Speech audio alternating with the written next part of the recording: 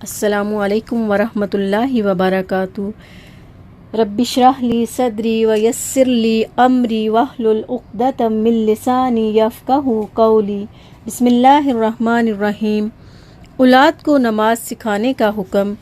نماز اسلام کا دوسرا اہم رکن ہے۔ یہ بدنی عبادت ہے۔ ہر مسلمان پر روزانہ 5 وقت کی نمازیں فرض ہیں۔ قرآن مجید میں مسلمانوں کو نماز ادا کرنے کی بہت تاکید کی گئی ہے۔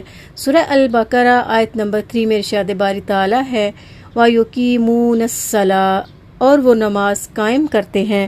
اسی طرح آپ صلی اللہ علیہ وسلم نے فرمایا مُرُّوا أَوْلَادَكُمْ بِالصَّلَاةِ وَهُمْ أَبْنَاءُ 7 سِنِينَ وَاضْرِبُوهُمْ عَلَيْهَا وَهُمْ أَبْنَاءُ 10 سِنِينَ وَفَرِّقُوا بَيْنَهُمْ فِي الْمَضَاجِعِ۔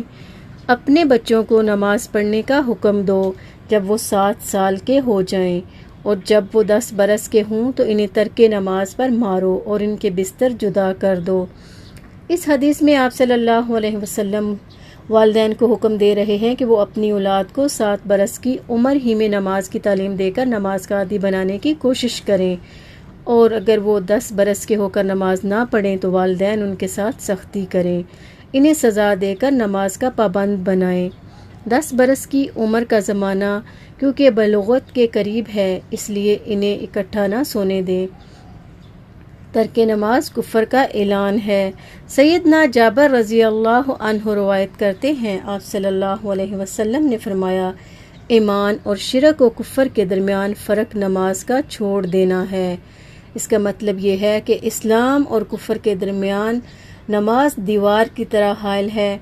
دوسرے لفظوں میں ترک نماز مسلمانوں کو کفر تک پہنچانے والا عمل ہے۔ پیاری بہنوں، غور کرو کس قدر خوف کا مقام ہے۔ ترک نماز کفر کا اعلان ہے۔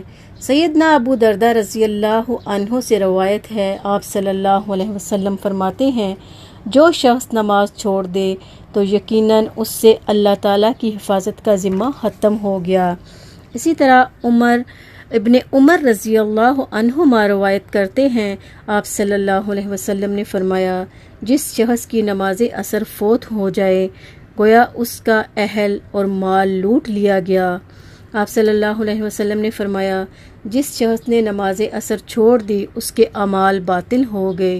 اللہ سبحانہ تعالیٰ سے دعا ہے اللہ تعالیٰ ہمیں اپنی نمازوں کی حفاظت کرنے کی توفیق عطا فرمائے۔ آمین۔